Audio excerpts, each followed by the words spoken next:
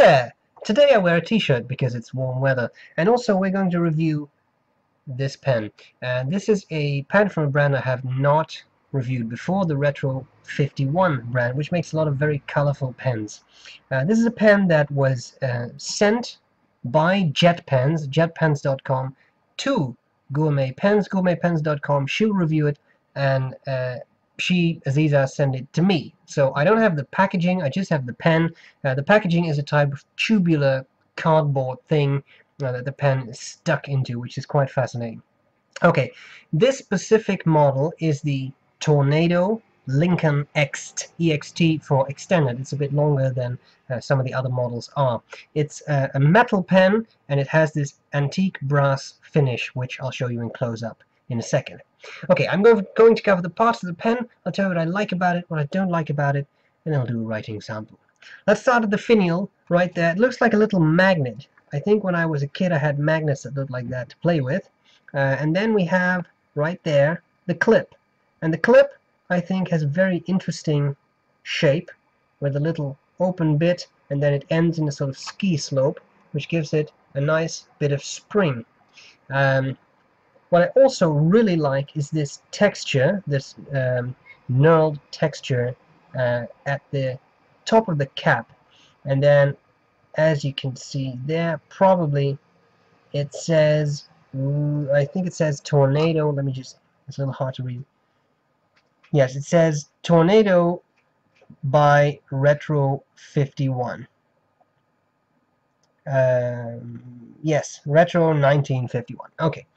Now, I think this should give you a pretty good overview of the very nice finish. I really fell in love with that because it really does look like antique brass.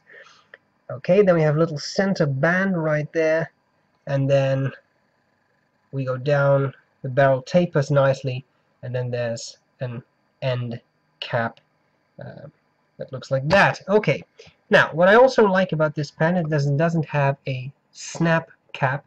It actually unscrews, the cap posts quite securely, and then you have this nice section. The section is plastic, you can see the threads, and it has a pretty big nib, which looks fairly nice, I think. It is a Schmidt nib. It says Schmidt Iridium Point, and it has an M on there. I don't know why, because neither Schmidt nor Retro have an M in there, but whatever. Although, strictly speaking, Schmidt has an M in Schmidt, but it's not the first letter, so it doesn't make any sense. My experience with Schmidt nibs is that they are relatively hard, and you can squeeze a little bit of line variation out of this nib, but not a whole lot. So I would say you get a fairly hard nib. Don't expect a whole lot of line variation. Okay, as to this section, it is hard black plastic, and that can get a little slippery if you write with it for a very long time, but in principle I didn't really have a lot of issues with it, to be honest. The threads, I did not find them particularly sharp. Even though they are metal threads and you will feel them, I didn't feel like they were cutting into my skin. Okay, as I said, posts securely, and then it makes for a pretty big pen, but you can also use it unposted, and then I think it's a very nice, decent size. The pen comes with a converter, very standard type converter. There isn't a whole lot to say about that, but it works very well. I didn't have any issues with it, and it draws up a decent amount of ink, which is also very nice. Okay, barrel screws back in place. I think we should talk about what I like about the pen, what do I not like about the pen.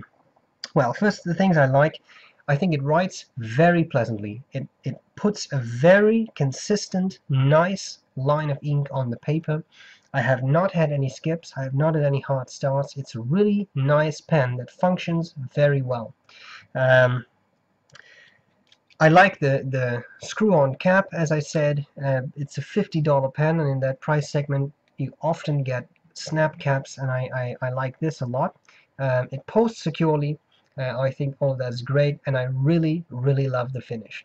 As I said, the nib is a little hard. It's not very springy, but you will feel that a bit, but it doesn't give any feedback. I found it a very nice, smooth writing experience. Okay, things I don't like about it. For me, when I post it, it gets a little too big and a bit top-heavy, especially since the cap is all metal. That's a bit of an issue.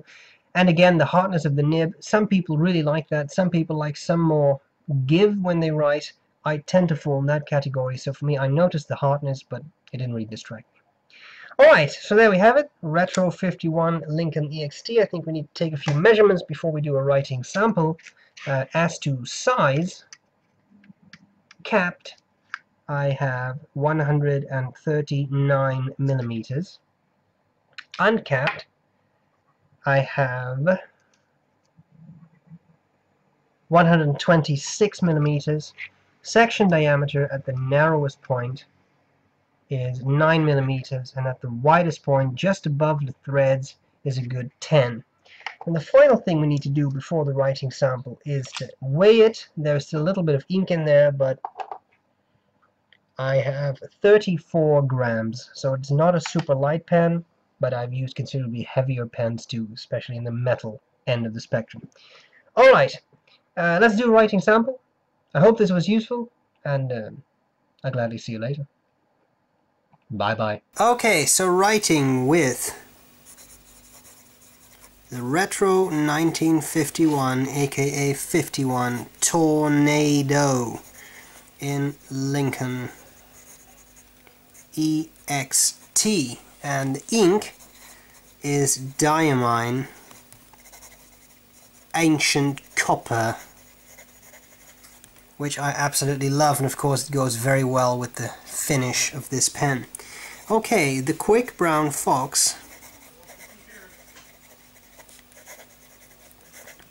jumps over the lazy dog, as it has done many times before. And if I do that very quickly,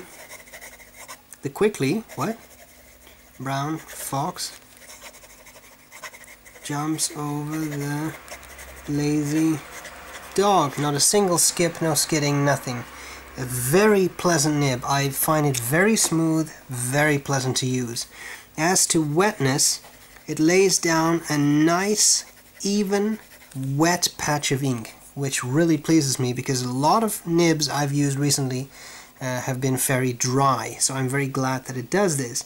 When it comes to line variation, it is a steel nib, not supposed to be flex, offer flex, but as you can see, you can squeeze out a little bit of ink.